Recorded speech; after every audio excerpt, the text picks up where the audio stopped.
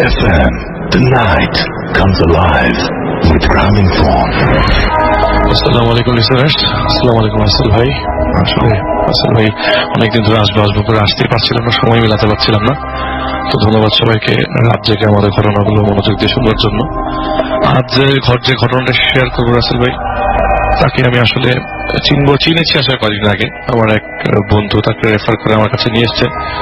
তো যার ঘটনা বলবো সে আবার বাংলাদেশের বাইরে, বাংলাদেশের বিভিন্ন জায়গায় মানে ঘুরে বেড়াতে পছন্দ করে। আর এই মনে করেন ফ্রেন্ড পেলো, কয়েকজন মিলে প্ল্যান করে ফেললো ঢাকার বাইরে যে টেন্ট করে থাকবে বা মানে সারাক্ষণ ঘুরতে ফিরতে পছন্দ করে। তার পাশে ছবিও দেখলাম কিছু, হ্যাঁ আমি আপনাকে দেখালাম যে। আর তার পাশে আরেকটা জিনিস করতে ভালোবাসে, সেটা হচ্ছে যে রাসেল ভাই যে নর্মালি তাবলিগ করে, তো লোকজনদেরকে ইসলামের দাওয়াত দেন আর কি। তো তার সাথেই ঘটনা।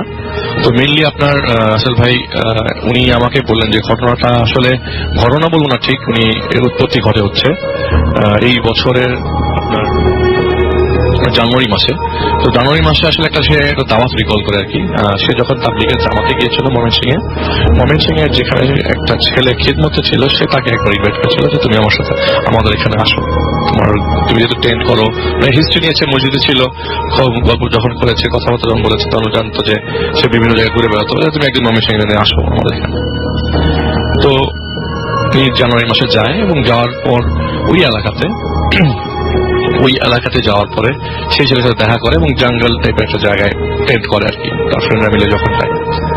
যাবার পর তো রাসেল ভাই তার ফ্রেন্ড কয়েকজন মিলে বেরিয়ে গিয়েছিল, একজন বাজারে গিয়েছিল। তো সে প্ল্যান করে যদি ঘুরে বেড়াই, ছবি তুলতে পছন্দ করে, নেচারের ছবি তুলতে পছন্দ করে। তো আসরের ওয়াক্তে বের হয়, তো বের হয়ে সময় অতিবাহিত হতে হতে মাগরিবের ওয়াক্ত হয়ে যায়। আচ্ছা, তো মাগরিবের ওয়াক্ত হওয়ার পরে তো বুঝলে মসজিদ কোথায়, যে ছেলেটাকে বলছে, সেই ছেলেটা তার সাথে ছিল, জিজ্ঞেস করে যে মসজিদ কোথায়। তো ছেলেটা বলে চলে সামনে মসজিদ আছে, মাগরিবের ওয়াক্ত হয়ে গেছে, এখন আজান দিবে, আলাদা থাকে। তো এর মধ্যে যেতে যেতে আজান ভেসে আসে কানের মধ্যে। কিছু কিছু আজান মসজিদের মাইকের, আবার কিছু কিছু আজানের শব্দ পাওয়া যায় যে খালি মুখের আজান। আচ্ছা, তো রাস্তা দিয়ে যাওয়ার সময় হঠাৎ করে হাতের ডান দিকে একটা ঘরের দিকে স্বাক্ষরের চোখ পড়ে আর কি। স্বাক্ষর বলছে আমার বয়সে প্রায় সমানই। তো চোখ পড়ার পরে দেখে যে ওই ঘরটা তালা দেওয়া সে সামনে যায়। তো মনে হচ্ছিল যে দূর থেকে একটা মসজিদের মতোই।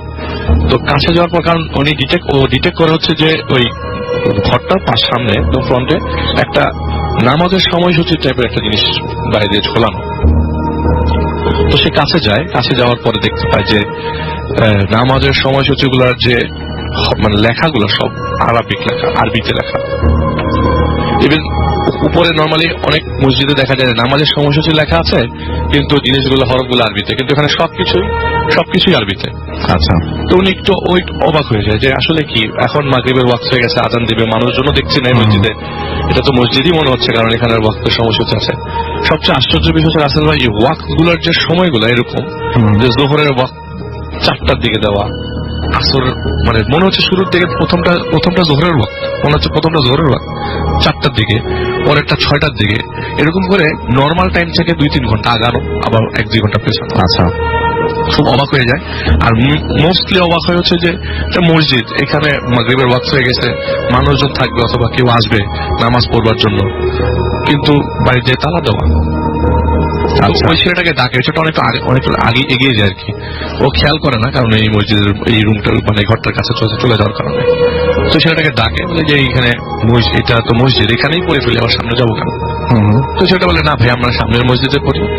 বলে যে এখানেই পড়ি, এখানে তো পড়াই যাবে, এই মসজিদে তো পড়াই যাবে, আবার সামনে যাবো কেন কষ্ট করে, এত দূর হাসতে এখন আবার হাঁটবো। আচ্ছা, বলে না ভাইয়া, এখানেই পড়ি, এখানেই আরাম করে পড়ে ফেলতে পারবো। বলে না আপনি সামনে একটা ভালো মসজিদ আছে ভাই, এখানে তো মানুষ কম হয়, জামাতে যত বেশি মানুষ হয় তত বেশি সব। তো সে ওই ছেলেটার সাথে হাঁটা ধরে এবং মসজিদে গিয়ে নামাজ পড়ে মানে ওই হেরে যায় আর কি ছেলেটার কাছে। পরে ছেলেটা জিজ্ঞাসা, আচ্ছা আপনি তো আমাকে এই জায়গাতে নিয়ে আসলেন, তো আপনি এত ইতস্তত বোধ করছিলেন কেন আমাকে কথাগুলো বলার সময়? এতটা মানে আপনার ভয় লাগছিল কেন যেখানে পড়া যাবে না বা কিছু? এটা তো মসজিদই। তো তখন ছেলেটা বললো যে আসলে ভাইয়া, এইখানে আসলে একটা ঘটনা আছে, ঘটনাটা এইভাবে শেয়ার করি। এই ঘটনার কারণে অনেকে এই মসজিদে নামাজ পড়ে না, তো নামাজ কেন পড়ে না সেটার জন্য আমার একটা ঘটনা আপনাকে বলতে হবে। যে ছেলেটা তার সাথে ছিল সেই ছেলেটার ঘটনা বলছি আসলে ভাই। এখন সেই ছেলেটার ঘটনার দিন, ডিরেক্ট ঘটনার দিন যাই। সেদিন একটা বন্ধুর বাসায় দাওয়াত ছিল, তো 2010-এর ঘটনা। তো বন্ধুর বাসায় দাওয়াত মানে শেষ করবার পর বাসায় রওনা দেয়। বাসায় যখন কাছাকাছি চলে আসে, মনে করেন রাসেল ভাই আপনার ঘর বাসার 10 থেকে 20 স্টেপ সামনে আপনার বাড়ি। ওই ডিস্টেন্সে যাওয়ার পর দেখে তার বাসার সামনে মস্ত বড় একটা মসজিদ, বিশাল বড় গম্বুজ, মসজিদের উপর বিশাল বড় গম্বুজ, এত বড় মসজিদ। তো বারবার চিন্তা করতে থাকে আমি কি ঠিক জায়গায় আসলাম? আর এরকম হওয়ার কথা না, আমি তো আমার বাড়ি চিনি, পাশে যে নারকেল গাছ আছে দুটা, একদম হুবহু এটা তোর বাড়ির জায়গায়। তো এই মসজিদ আসলো কিভাবে? ওর কাছে সব নর্মাল লাগতে থাকে। আর এই রাসেল ভাই আপনাকে বলেছিলাম যে ছেলেটা তাবলিগ করতো, ওই এলাকাতে অনেক গারো মানুষদের ওনারা মুসলমান করেছে। ওনাদের যে রেস্ট আছে, মানে ওরা যে তাবলিগ করে অনেক আগের থেকেই যেত মসজিদ ওই জায়গায়, তো অনেক মানুষ ওরা মুসলমান হয়েছে আর কি। তো এই ছেলেটা, যে ছেলেটার কথা বলছি, সেই ছেলেটা পুরো ফুল ফ্যামিলি মুসলমান অনেক আগের থেকে। তো বাসার সামনে মসজিদ দেখে ওই ছেলেটা খুব অবাক হয়ে যায়, এত বড় গম্বুজ, আজান ভেসে আসছে রাসেল ভাই, রাত তখন 12টা বাজে। এই আজানের সাউন্ড একদম অস্পষ্ট, আজান আপনি প্রপারলি শুনবেন না, এরকম আজান। আচ্ছা, বলে আমি খুব অবাক হয়ে যাই, আজানের সাউন্ডটা স্পষ্ট না। তো আমি ভাবলাম যে আমি তো অত বেশি সূরা পারি না, আমি সূরা ইখলাস পড়া শুরু করি। তো সূরা ইখলাস পড়বার সাথে সাথে মসজিদ থেকে একটা মৌলভী বেরিয়ে আসে। আচ্ছা, অনেক লম্বা একজন মৌলভী, অনেক বড় দাড়ি, কোমর ছাড়িয়ে যায় এরকম লম্বা একজন দাড়িওয়ালা একটা মৌলভী এসে বলে যে ফজরের ওয়াক্ত হয়ে গেছে, নামাজ পড়তে আসো। তো আমি খুব অবাক হয়ে যাই। আমি বললাম চাচা, ফজরের ওয়াক্ত কিভাবে হয়? এখন তো 12টা বাজে। বলে যে ফজরের ওয়াক্ত হয়ে গেছে, নামাজ পড়তে আসো। এরপরে সে কোনো কথা বলে না, সে মসজিদের ভিতরে ঢুকে যায়। আর যাওয়ার কথা বলে যে ডান দিকে উজুখানা আছে, উজু করে নাও। তো সে উজুখানায় যায় এবং উজুখানায় বসতেই, এত সুন্দর উজুখানা, এত সুন্দর সিস্টেম, বসতেই পানি অটোমেটিক কল থেকে পড়া শুরু করে। আমি উজু করি এবং আমার কাছে মনে হচ্ছে যে, সে বলছিল যে আমার কাছে মনে হচ্ছে যে নামাজই পড়বো। এটা একদমই নর্মাল কোনো ঘটনা না, এটা পুরাটাই অবনর্মাল ঘটনা। আচ্ছা, নামাজ যেহেতু পড়বো, আল্লাহকেই ডাকবো, আল্লাহ তো আমার সাথে আছে, ইনশাল্লাহ কোনো সমস্যা না। সে তো নিজেও তাবলিগ করে, ছেলেটার কথা বলছে। তো সে মসজিদে ঢোকে। মসজিদে ঢোকার পর নর্মালি আমরা মসজিদে যারা যাই, মসজিদে ঢোকার পর দেখি যে অনেকে সুন্নত পড়ছে বা অনেকে বসে আছে। তো উনি ঢোকার পরে, মসজিদে ঢোকার পর দেখে যে আসলেই তো অনেকে বসে আছে, অনেকে সুন্নত পড়ছে। এত লম্বা মসজিদ, এত বড় বাড়ি তো আমাদের ওদের বাসাটা না, এত বড় জায়গা না। তো সে বলে জায়গাতে হাইস্ট 2 কাঠা 2.5 কাঠা জায়গা হবে, কিন্তু এত বড় মসজিদ, এটাতে এক পান্ত জায়গা পর্যন্ত দেখা যাচ্ছে না। তো সে কি করে একটা জায়গায় দাঁড়ায় এবং দাঁড়ানোর পরে নামাজের পরে বলে কি, এত বড় মসজিদে পুরো ভর্তি মানুষ, আমি নামাজ পড়ি। এবং সে বলে যে আমি সর্বশেষ কাতারে নামাজ পড়ি। ফরজ নামাজ শেষ করে সে বের হয় এবং সে নামাজ পড়ার সময় আল্লাহ আল্লাহ করতে করতেই নামাজ পড়ে। আমি কোথায় ঢুকলাম, নামাজ পড়তে হচ্ছে কিছু বুঝতে, বাইরে কি দুনিয়া আর আমি ভিতরে কি অবস্থায় আছি। তো সে খুব অবাক হয়ে যায়, বলে যে ওর হার্টবিট মনে হয়, ওর বলে যে আমার হার্টবিট বেড়ে অনেকটু হয়ে গেছে এবং যে কোনো মুহূর্তে আমি মানে পড়ে যাবো, এরকম অবস্থা। তো সে নামাজ শেষ করে এবং আস্তে করে হাতে অল্প করে আস্তে আস্তে হেঁটে হেঁটে হেঁটে হেঁটে পিছনে বেরিয়ে এক দৌড় দিয়ে বেরিয়ে যায়। মসজিদ থেকে বেরিয়ে মসজিদের দিকে তাকিয়ে দেখে এটা তার বাড়ি। নামাজ শেষ হওয়ার পর মসজিদ থেকে বেরিয়ে দেখে যে এটা তার বাড়ি। তো তার বাড়ির যে নিচ তালা, মানে নিচ যে তালাটা ছিল, সেখান থেকে জাস্ট মিনিট 10 মধ্যে, 10 সেকেন্ডের মধ্যে 1000টা বিড়াল বের হলো। দর করে বিড়াল বের হচ্ছে, মানে থামানো যাচ্ছে না, এত বিড়াল বের হচ্ছে। তো সে এক দৌড়ে সে ফ্রেন্ডের বাসায় চলে যায়, যে ফ্রেন্ডের বাসা থেকে সে এসছে। পরের দিন সকালবেলা বাসায় যায় এবং বলে যে আমি গতকালকে যখন বাসায় আসি, এরকম ভাষাটার মধ্যে আমি দেখি যেটা আমাদের বাড়ি না, আমি কোথায় আসলাম, একটা মসজিদের সামনে আসি।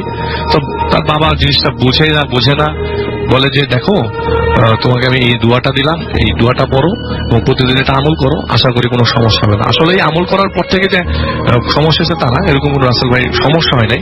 কিন্তু পরবর্তীতে ওই এলাকায় লোকজনরা নিজেদের বাড়িতে যাওয়ার পরে নিজেদের ঘরকে মসজিদের মতো দেখেছে। আচ্ছা, এলাকার লোকজন। এবং এটা মানে এখনো কি চলছে এরকম ঘটনা? এখনো চলছে, মানে কি রাসেল ভাই, তখন পর্যন্ত চলছিল। তো হঠাৎ করে তারা ডিসিশন এলাকার লোকজন মিলে যে একজন হুজুর নিয়ে এসে সমস্যাটা কি সমাধান করবেন। আমি যে টিনের চালের কথাটা বলছিলাম রাসেল ভাই, সেই টিনের চালের জায়গাটা আগে একটা ঘর ছিল, ইটের ঘর ছিল, সেটা রিমুভ করে এখানে একটা টিনের ঘর করা হয়েছে। এইটার সলিউশন দিয়েছে ইন্ডিয়া থেকে আগত একজন বুজুর্গ মানুষ, যে এসে বলেছে যে এই জায়গায় কিছু জিন আছে যারা নামাজ পড়তে চায়, কিন্তু এই মসজিদটায় জিনেরাই আগে নামাজ পড়তো। এই না মসজিদটা যখন ভাঙা হয় তখন আর রেনোভেট করা হয় না। কিছু আনসলভ মিস্ট্রি আছে ওই জায়গাটাতে। রাসেল ভাই এটা এখনো পর্যন্ত আননোন, এবং ওই আননোন ঘটনাটা স্বাক্ষর আর জানতে পারে নাই। কিন্তু আমি ওকে বলেছি যে তুমি দেখো, জানার চেষ্টা করো আগে কি হয়েছিল, যে এইখানে কেন আগের এই বিল্ডিংটা ভাঙা ছিল না, রেনোভেশনটা কেন হয় নাই। তো সেই হুজুর বলেছে যে এখানে একটা মসজিদ করে দিতে, এবং মসজিদটাতে সে মসজিদটা করবার পর সে পড়ে দিয়ে চলে যায়।